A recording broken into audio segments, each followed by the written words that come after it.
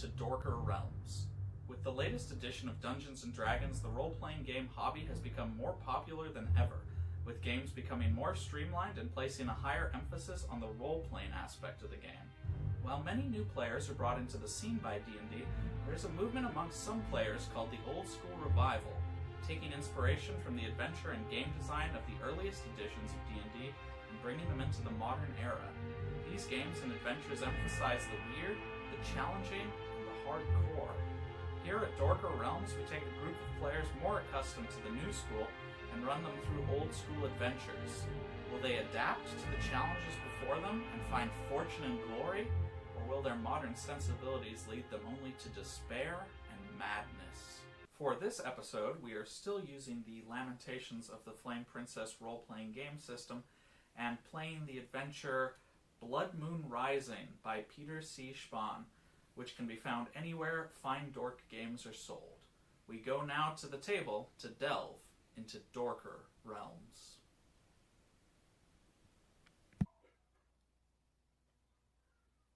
Alright, welcome back to this episode of... What, you want us to say it all together? I don't know what... Lamentations of the Flame. No, we don't have a title yet. We were actually going to workshop that later if people want to... Podcast to be named. Pitch in ideas. So Alright. I just hoped someone would spontaneously Just throw in a name and they're like, we're like, wow, that's so good, that's our new name. We're the Module Squad. Look, all the ideas get on the list, we then eliminate them. That one gets eliminated now. Roleplay Rangers. Alright, so I guess we'll go back around the table reintroducing all of our characters since nearly no one survived from last time.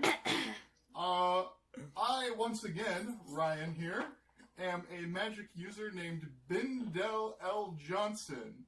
Unlike the last one, who was a wily trickster who died to connect 4, I'm now a young savant spellcaster who's never really been out in the world, but is excited to get out there. So, hopefully his new, more cautious outlook will serve him well.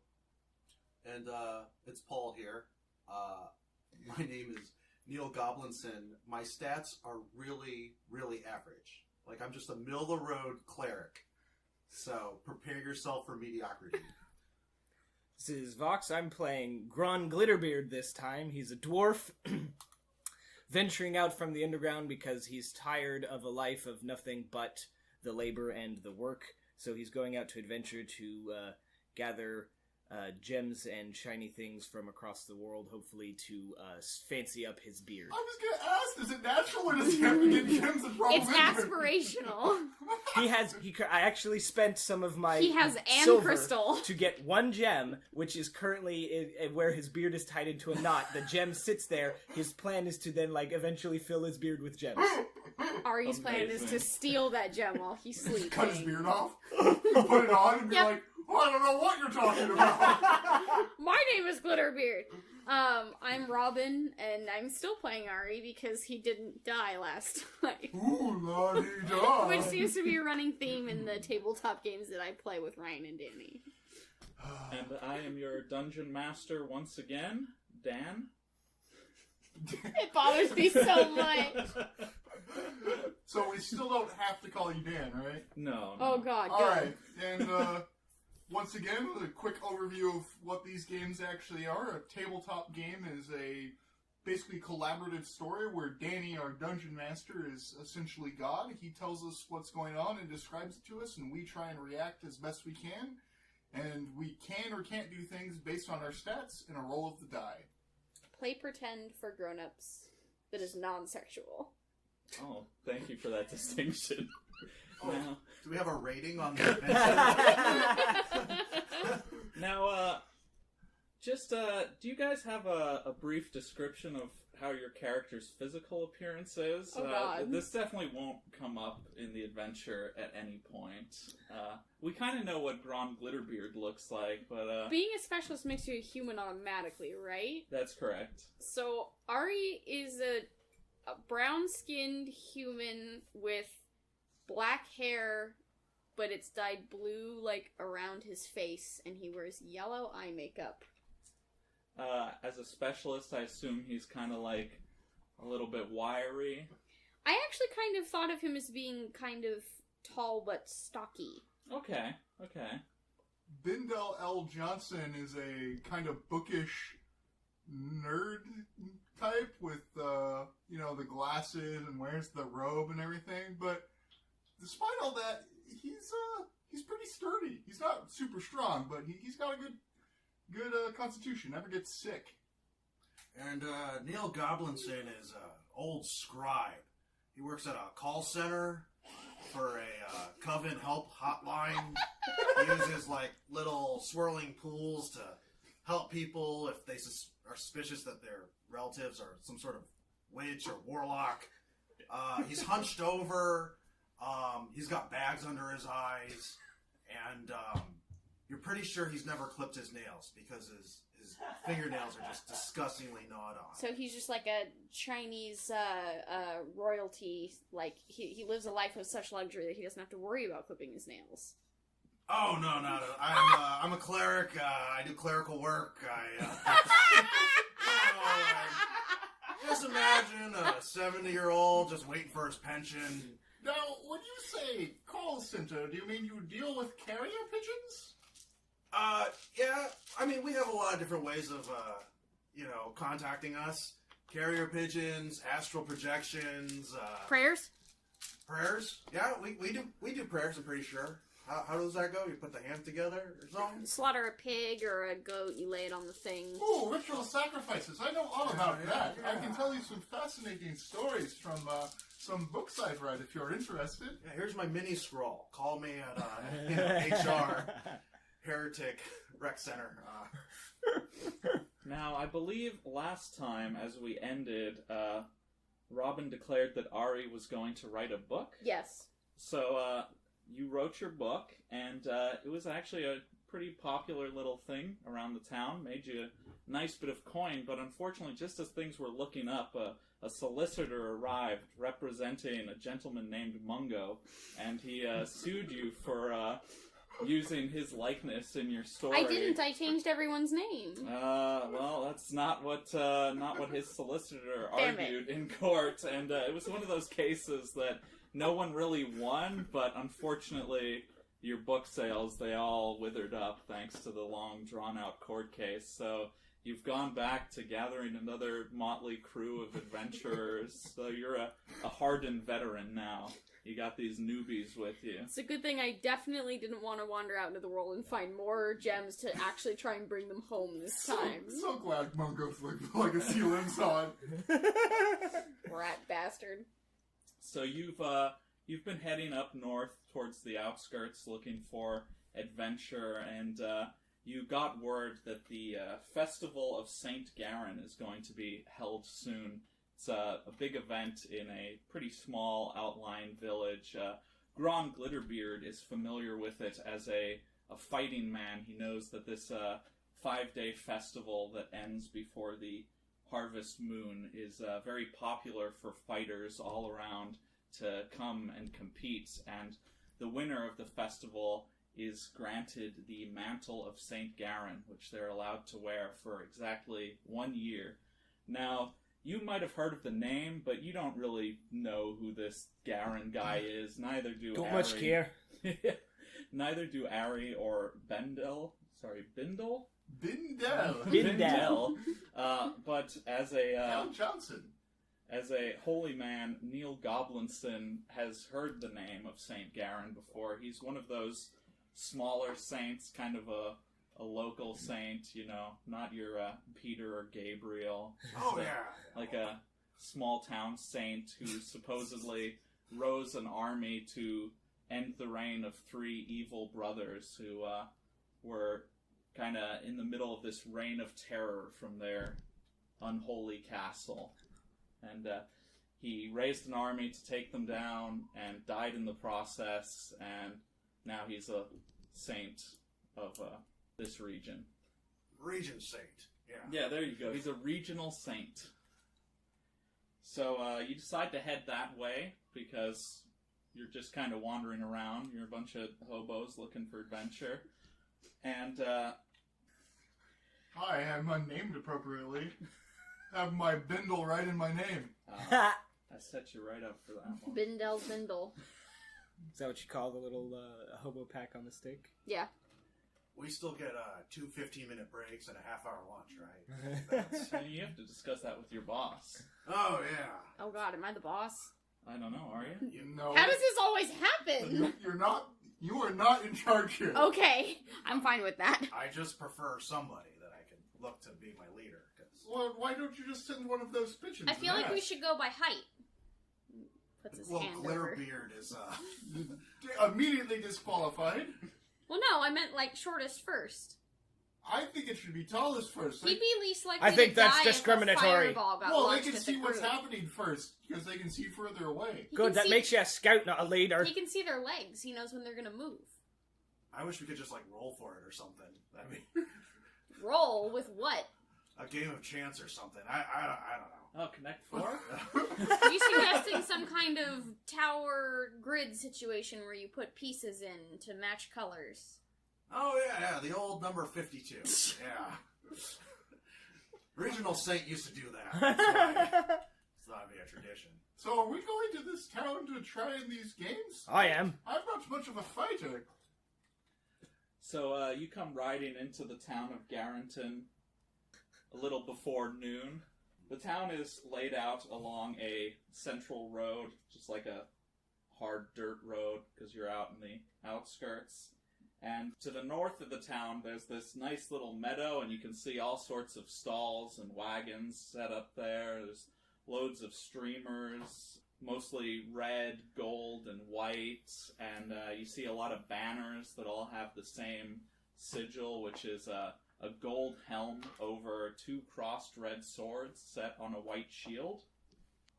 One of the things that gets your attention immediately when you come riding out of the woods is that to the northwest of the town, there's this big cliff kind of overlooking the town.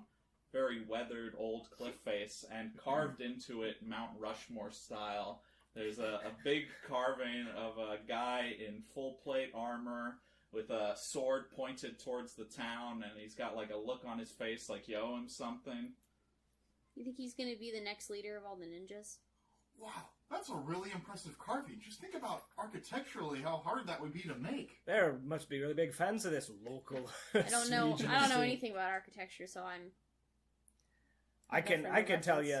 Well, for humans, it probably took quite a lot of time and great difficulty. Be about maybe a month's job for a Who's team being of dwarves. discriminatory? I'm just being honest.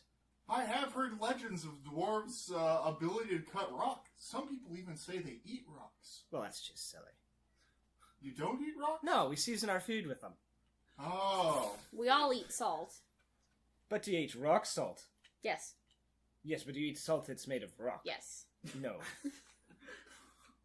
Wow. Just wow. The village itself is a pretty typical medieval farming village. It's dominated by a large stone abbey that's on the south side of the main road. Most of the homes are narrow 2-story cottages, and Garan Glitterbeard notices that a surprising number of these homes are actually made from stone instead of the more commonly used wood. So that means there's probably a quarry nearby. The crop fields lie to the south of the village, and most of the homes have a small garden out back. At the very end of the road, right before a bridge that leads out across this flowing stream, where it's kind of the end of civilization there, right before that, you've got a pretty big tavern with attached stables. And as you come riding into the town, you hear the abbey bell ringing, and you see a lot of people kind of moving towards the abbey as you're coming into town. Looks like a bit of a gathering there. Must be the evening service. Oh yeah, it's totally evening service. The evening service slightly before noon. After Must be pre-noon service. The midday service. After morning service. I knew what time of day it was. Neil Goblinson Pavlovianly walks towards the bell because creature of habit. Alright, follow me. I'll go look in on these locals to see what their lives are like. Yeah. Not a churchman myself, but they might have some announcements regarding the upcoming I'm festival. not being separated from the group. I've learned my lesson. What? Neil's like, I don't know what that means. You don't want to. And Ari just Sounds- stares off into the middle distance. Sounds ominous. Yeah, whatever, you know. Ari is the only author that doesn't recommend that their friends read their book. In fact, I legally cannot. Oh, all right, whatever. So walk over there. All right. As you you near the abbey, you see that just about the whole town, plus a great deal of visitors, have gathered in the square before the abbey, and there's a friar preparing to make a speech. You can tell because of the robes and the traditional monkly haircut, but he is pretty sturdy looking. He's not like your Friar type You're- fat guy. yeah. He's not your Neil Goblinson. He's like. Yeah, well, when you're 78, you've got, did I just say Kegel stones? When you got gallstones the size of orc fists, oh, you know, This is what happens from leading a sedentary lifestyle, you know.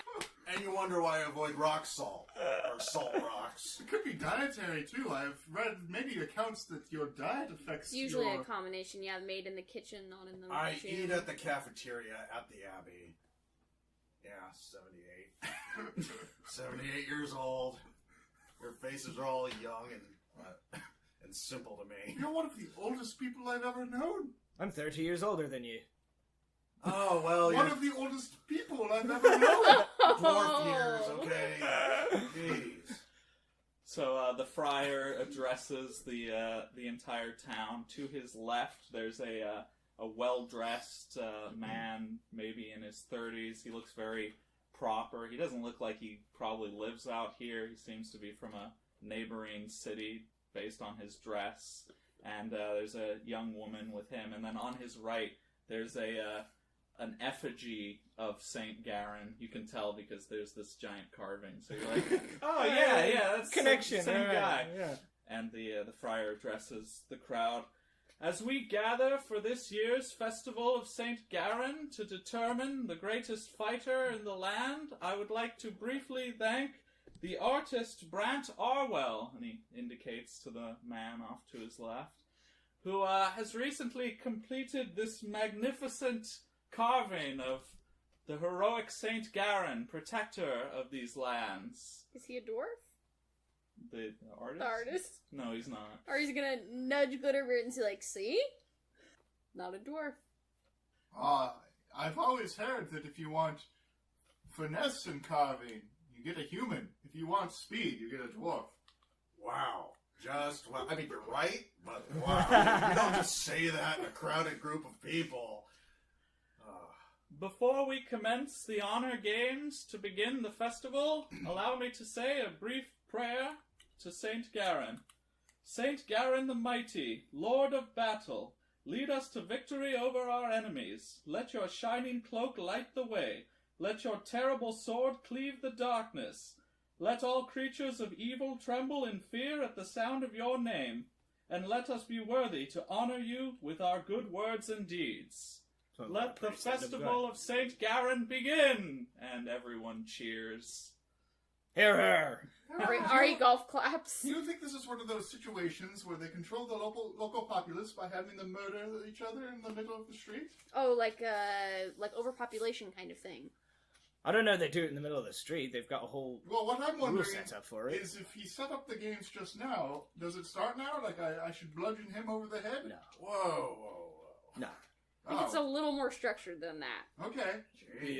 The brothers from the abbey are now carrying the effigy out towards the meadow where you saw all the festival stalls and wagons set up, and most of the crowd is heading that way as well. Just two people carrying a stone statue?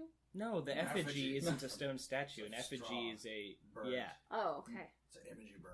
Yeah, it's like a scarecrow, Okay. basically. Is little the stick. artist with them? He's kind of slowly making his way over there as well, though he's not in any particular hurry from the looks of it. Gron...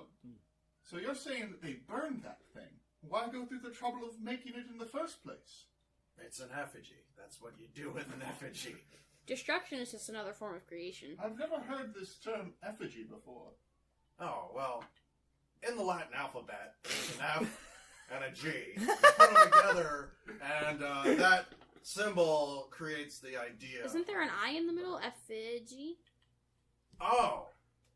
You know, I do shorthand scribe work. They hired me just for seasonal. I just hung out.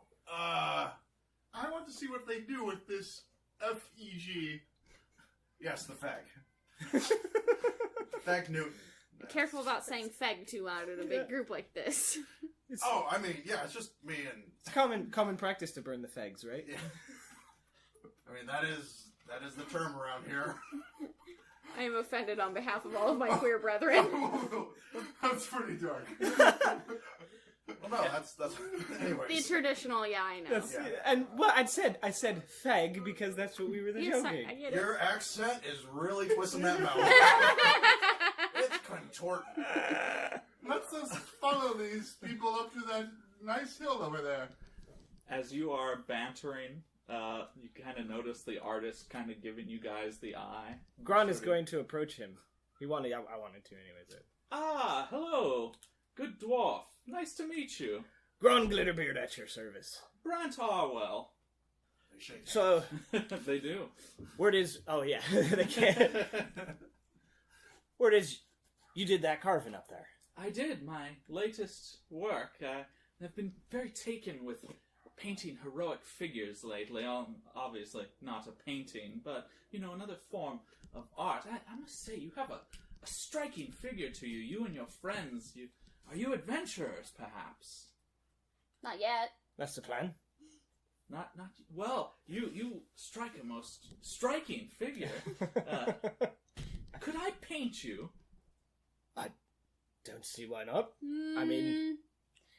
I've been in some dodgy court proceedings lately regarding personal identities and use thereof, so I think I'm going to not be involved in any replication of my likeliness. Those damn solicitors. Her barrister was a court jester, so... What? Anyway. It's a court, right? Yeah, anyway. Well, I do plan to enter these games, so Yeah, having a painting of myself when I do well won't be too bad a thing, I think. Yeah, we can have something to put on your tomb when you die. And they can identify my body if I get Yeah, see? What if it's the most recent? Wouldn't it be better to paint us once we've won?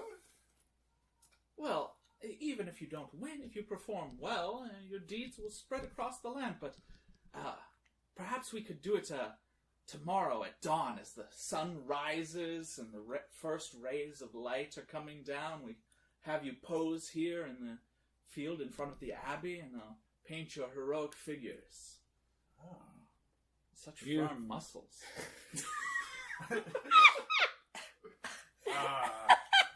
Well, if you paint with a brush as well as do with a word, you'll should make quite a name for yourself. I'll be there. Great. I'll be watching.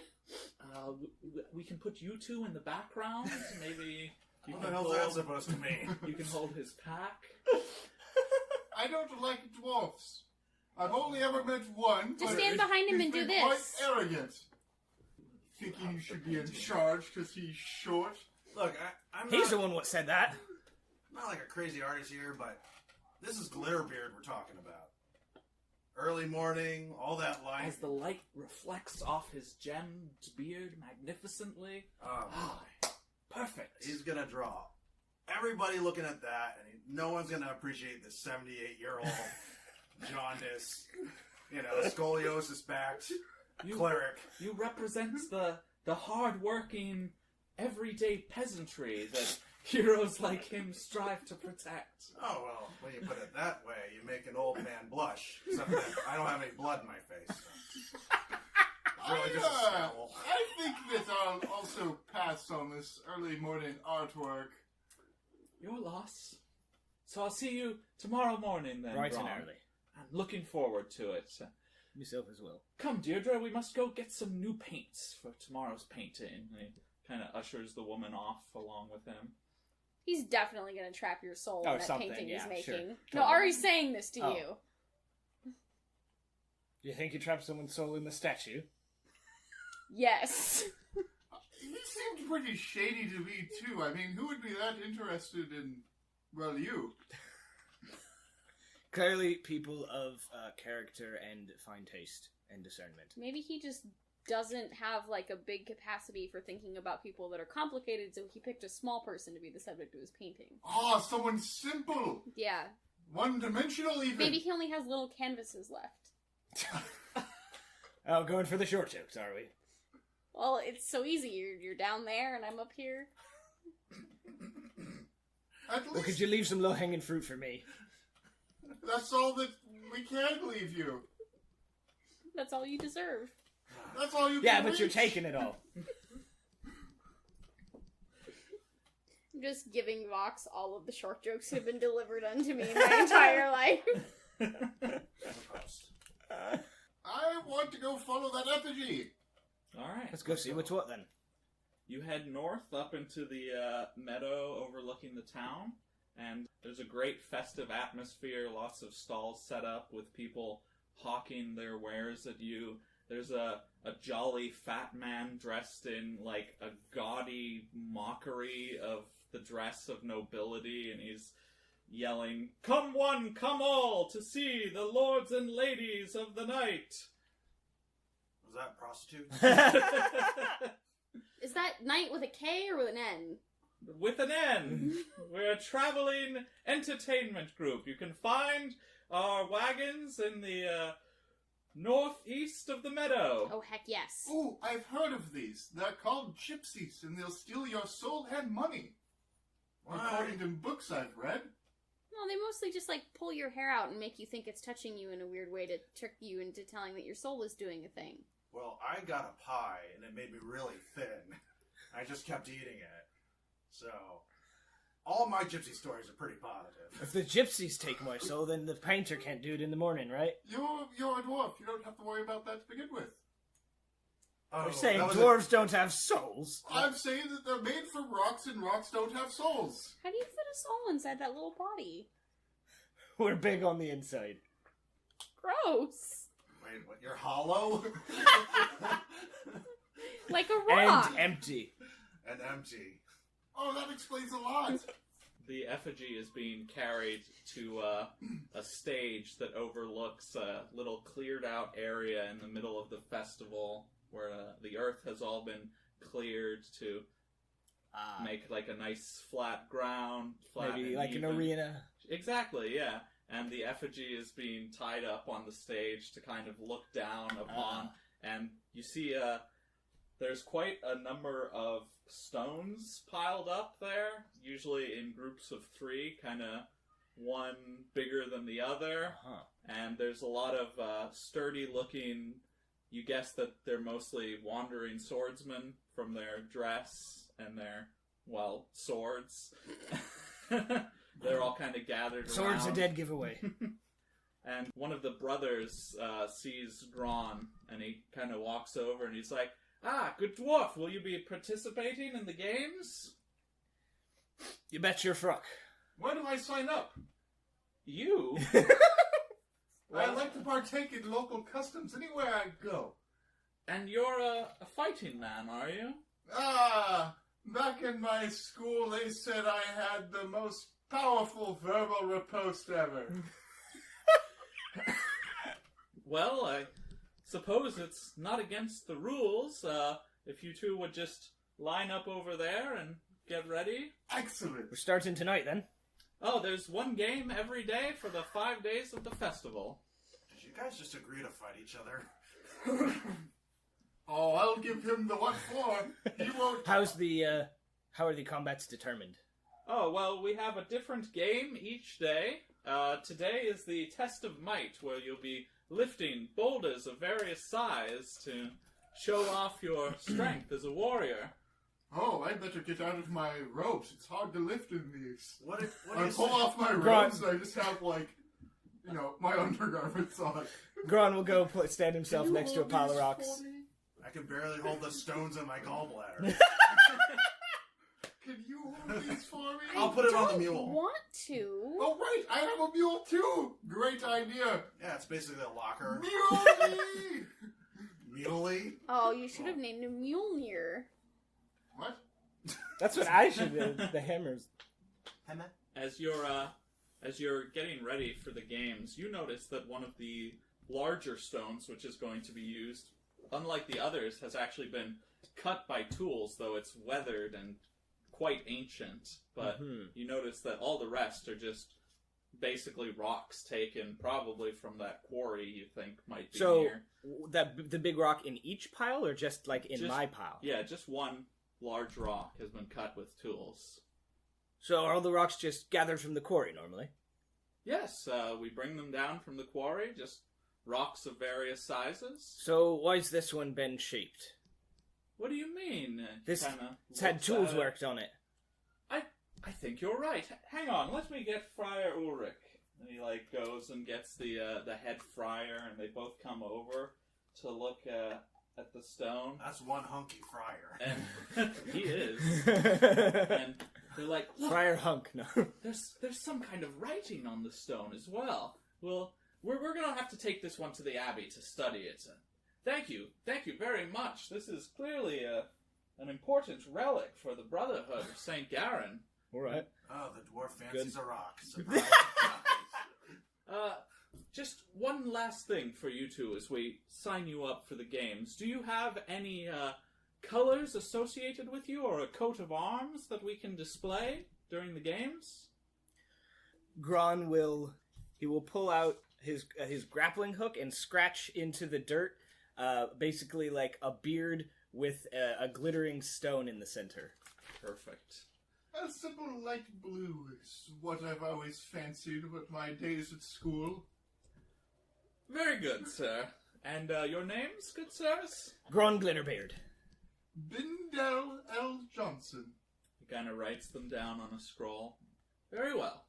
Do Ari and Neil want to watch the games, or do you want to do something else? Ari's gonna go fuck with some gypsies. Alright. Neil? Or whatever the proper thing that they're actually called in this world is, because I don't like using that word. Probably gypsies. This is the late 1600s. I'm gonna be in their corner, because I'm gonna bless them, perhaps if they ask for it. Being a cleric and all, I like to make the odds in my favor, if you know what I mean. Hey, can you give me some divine help? I mean, I can give you some falso. I can fluff your ego. Yeah, I think I can do that, though. Yeah, sure. What are the effects of the bless spell? The spell bestows the favor of the cleric's deity upon the subject. The subject receives a number of points, 1d6 plus caster's level, to allocate to any future die rolls. To hit, to saving throws, to skill checks, to surprise checks, whatever the subject desires except damage rolls. The subject trades the points on a one-for-one basis and can adjust the roll by that many points however he sees fit. The number of points to be used on a roll must be declared before the roll is made. All unused points are lost at dawn the following day. That's a pretty good one. No rolls relating to damage or anything concerning the use of magic use can be modified by Bless. Elves and other intrinsically magical creatures cannot benefit from Bless. Are dwarves intrinsically magical? Negative. They're negative. No, they're... That's probably true. They're surly, they're obstinate, but they're really loyal. That makes sense to me. Alright. Well, I think we could learn some surly and obstinate lessons from you. Yeah, you go for it, little whippersnapper. I know you're 30 years older, but that beard ain't showing any great pubes. Alright. Glitter pubes, sorry. Alright, but that's what I plan on doing. You have your porn name. In their corner. Are you actually blessing someone, or are you just having their back? Has it started? Because I know it's one a day. No, it lasts for a full day, though. The blessing. Mm-hmm. So once you apply it to a person, they just have it until the next day. I need you guys to rock, paper, scissors for it, though. Well, Darn. he's already won. He's already rock. Alright. I know. Alright. Stone You know what? parchment shears? Thank Yes. you very much. Quartz parchment shears. Let's make it a little more even. Give it to Bindell. Okay. There you go. Shaka Manuku. Ari's actually gonna stick around for now. Okay. I mean, there will be gypsy fun later, right? Gypsy fun. So 4 points. All right, so one by one, contestants are called up and perform their test of might in front of the crowd. You notice two of the favorites who kind of perform very well and draw a lot of support from the crowd. One of them is this very arrogant-looking fighter in sturdy, well-worn armor with a neat little goatee and mustache and slicked back black hair. And the other one is this massive lady with fair hair. I mean, you're in absolute awe at the size of this lass. Absolutely. She's just huge. Built like a brick shit house. Or the dwarf is. Even you guys. She's like over 6 feet tall. Ooh. And just bristling with muscle. Ari is flustered. A song from a distant. All I can hear is, "I want to see a giant woman." All I want to do. Will Gron Glitterbeard please come forward? Good luck, old man. Swagger up with his hammer, out across his shoulders.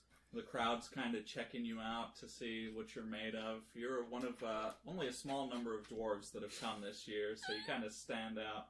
That wasn't a small joke.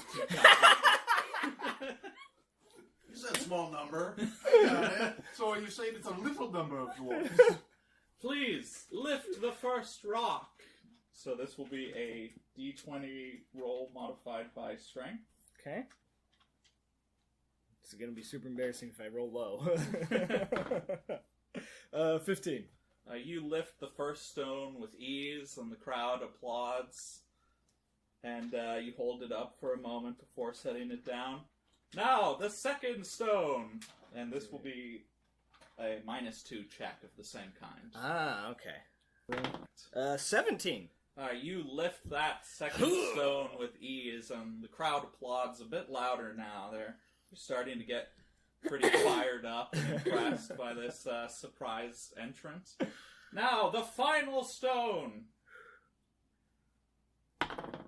No, I only rolled a 7, so... It's at -4 this yeah, time. so that ends up being like a 3. So you shit your pants. Oh no, that ends up being a 4. Alright, so you struggle, and you The can't... stone's like as big as I am. Yeah, this is a huge boulder, and the crowd, they're still impressed by getting 2, so they give you a nice little send-off. Will Bindell Johnson please come forward? I come up and go up to the rock and flex with my little scholar arms, and I'm like, "Here!" Watch him roll a crit on the big stone. People are kind of chuckling a little, and they don't sound very impressed.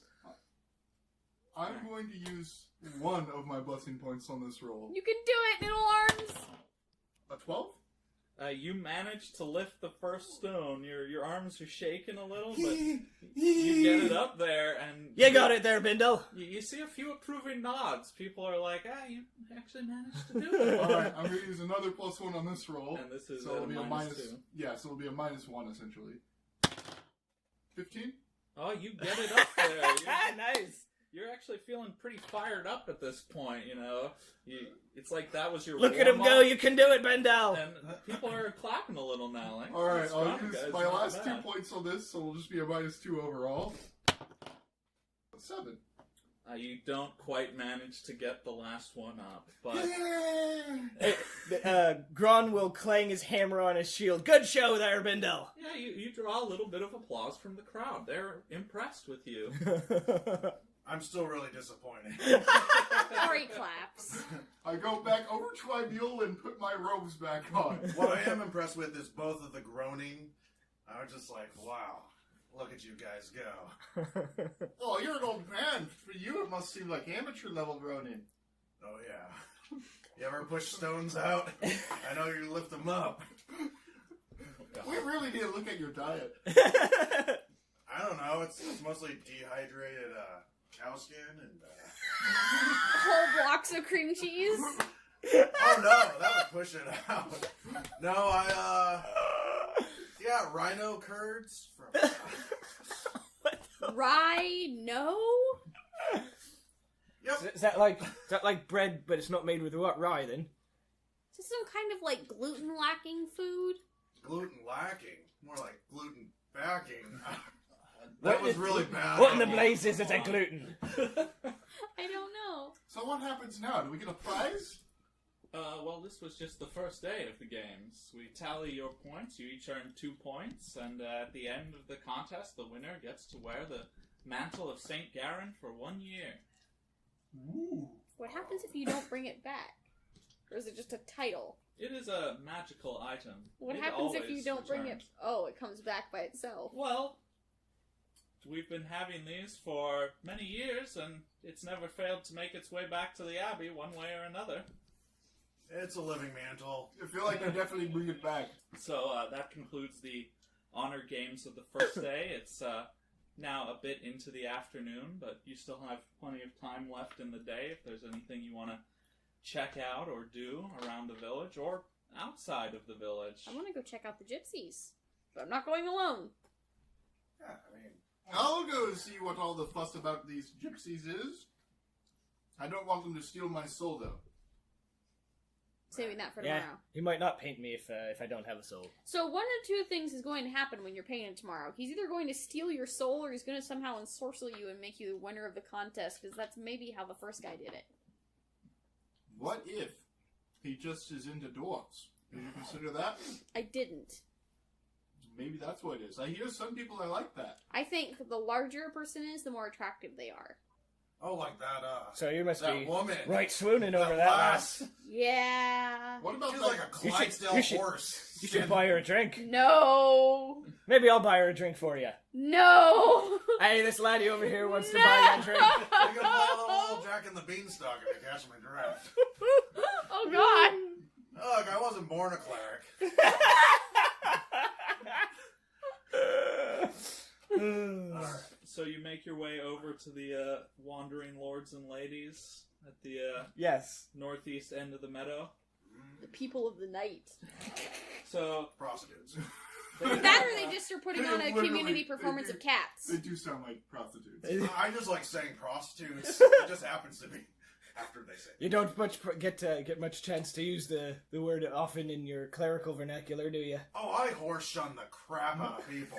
But normally they don't, like, qualify. So this is kind of the first time actually justfully saying, you know, maybe the prostitutes. I don't know. So you find them, and they've got a little, basically a wagon circle set up with their wagons, and all of the wagons are very ornate, heavily decorated with gaudy gold and purple paint, and they've drawn quite a crowd, and you see two members of the troupe who are dressed in extremely gaudy outfits. One of them they both have little crowns that are just completely overly decorated, though obviously not real. Yeah. Costume And they're kind of making their rounds and talking to visitors. There's a short person, not a dwarf, a short human. He's dressed in the traditional motley, but very gaudy, and he's doing backflips and then kind of annoying visitors by hanging around them and making rude comments. And he carries a bag of rotten fruit with him, and every so often people will pay him a copper piece, and then they get to throw rotten fruit at him. And he tries to dodge it. Yeah, exactly. And you notice that there are a number of attractions set up, including a huge barrel-chested man who's the strong man of the troupe, and there's one wagon that has a name outside that says the Tattooed Lady. And you notice that the majority of the visitors to that particular wagon are men. Not all, but most. There's a knife thrower who performs various tricks for the crowd. And finally, there's perhaps the most ornate wagon of all that advertises a fortune teller. Is that where they steal your soul? Probably. You want to check it out? I'm scared. Yeah, but, like, what's life without fear? Well, life with fear's fine. It's no life and fear that I'm worried about. Well, how would you know not to be afraid unless you learned some about it? Yeah, I'll talk to her first and you can watch, see if it's safe. I like that plan. That the dwarf has a good idea. The Gron will saunter over to the fortune teller's wagon. Ari's following. I follow Ari following the dwarf. I pet the little thing with the rotten fruit. Just because I like touching the heads of, like, weirdos. So, These are better than gypsies. They're circus freaks. as the little jester makes various rude comments about Neil Gronson's or Goblinson's age and appearance, the rest of you head into the wagon of the fortune teller. I laugh at him. That's a good one, you little shit. And you find an aging woman dressed in kind of a flowing, very ornate dress, and she's sitting there with a crystal ball in front of her. Welcome, travelers. Have you come to have your fortune read? I have. For only 2 silver pieces, I can tell you your fortune. It's no small joke, but I am curious to see what your powers of the future sight are. He'll plop the 2 silver pieces down on the table. Alright, she kind of clutches a medallion through her robe for a moment, and then she kind of runs her hands around the crystal ball. She's like, I sense that your companions and you have hidden fears about the proceedings here. I see that your fears are largely misplaced.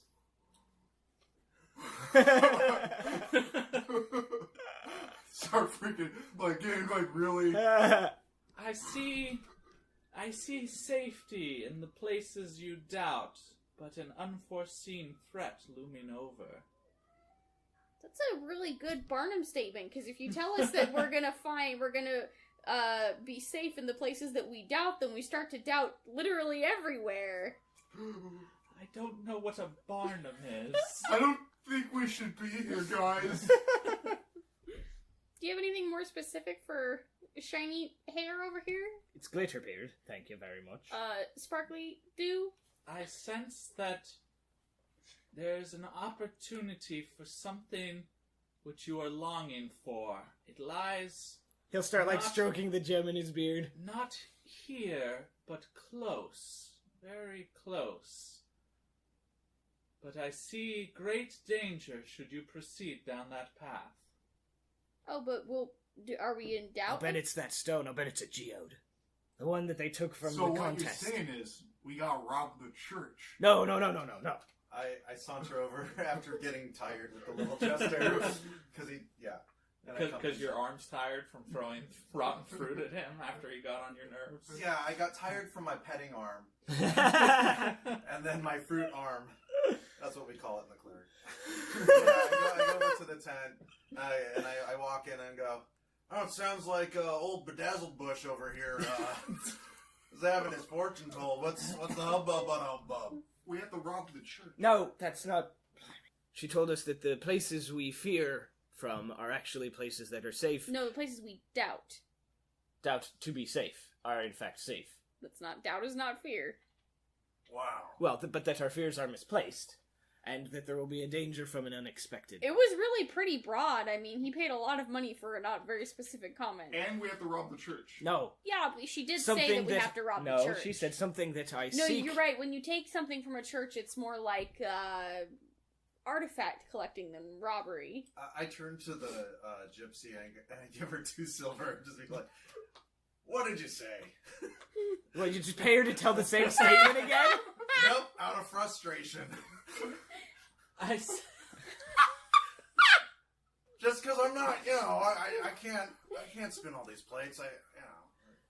I saw safety in the places in which his companions have instilled doubt in him, and I saw an opportunity for him to find that which he seeks, which lies not here in the town, but close. But that there was great danger in that. So wait, Great danger. do you think she's saying the painter's not going to steal his soul? Because that's just... No, a it's lot of- probably the quarry where the danger is, because that's also where you can find gems in the rock. No, but the thing we planted doubt in your mind about is the painting. Yeah, that's probably safe. I don't think that's true.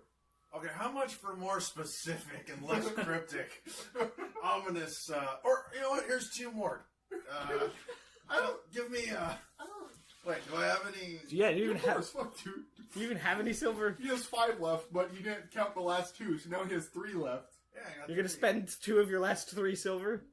I see a great danger on the path which is hidden, but I also see that in order for your friends to triumph, you will be the most important part of your party.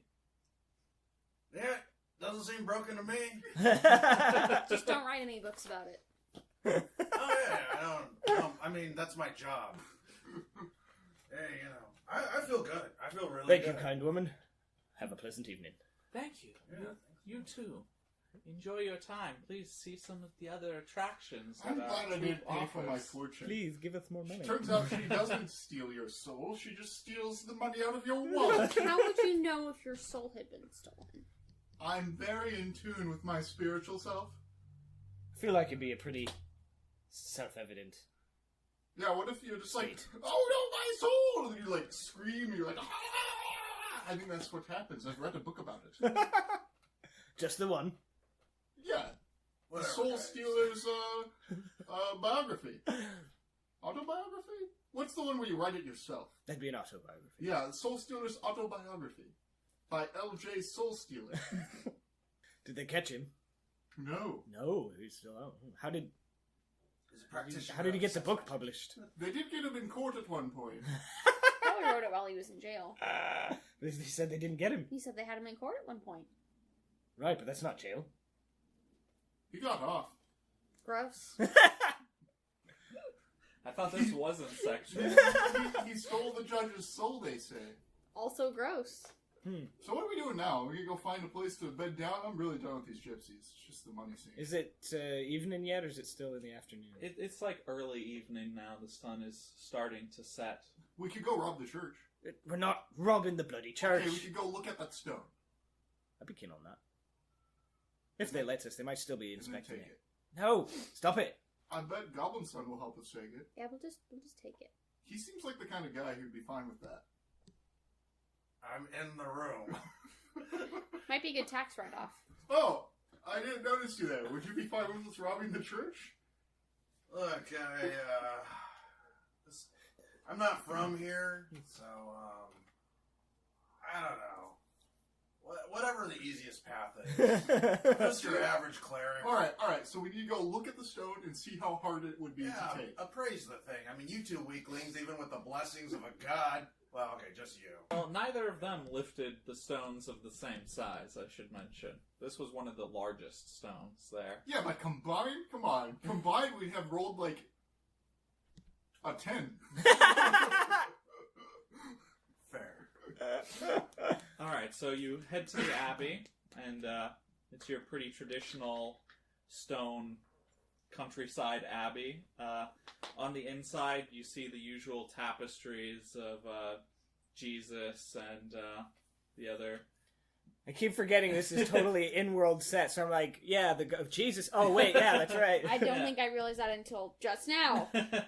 Yeah, That's and why I said We're- like, yeah. they probably would be called gypsies because it's 16th century. We're in England, right? Yeah. Yep. Yeah. But in addition to the usual scenes that you would see depicted, you also see a great number of tapestries depicting scenes of Saint Garan and his Judas Iscariot Full. was an elf, wasn't he? in his full plate mail, leading an army and toppling 3 evil-looking figures dressed in magician's robes. You know, the very kind of the thing that Ari had an experience with, dressed very similar to that. Ari's having flashbacks. No, Ari's like, I don't like this. What's wrong with my robes? Not your robes, their robes. These are sorcerer's robes. Magician, sorcerer. I'm just an apprentice sorcerer. Apprentice to the great Goblin Nindel. A few features of the Abbey. It has the village cemetery out back. It has a bell tower, obviously. And there's a set of wooden stocks outside. Are they occupied? Not currently. Ah, nuts. Darn, we could have paid that little guy to pelt some fruit at him. When you head inside, you find Friar Uruk, the head of the Brotherhood of St. Garan, and he kind of notices Gron, and he's like, "Ah, good to see you again. You're the dwarf who spotted that artifact in the Test of Might. We owe you a debt for that, my friend." Did you find anything out about it?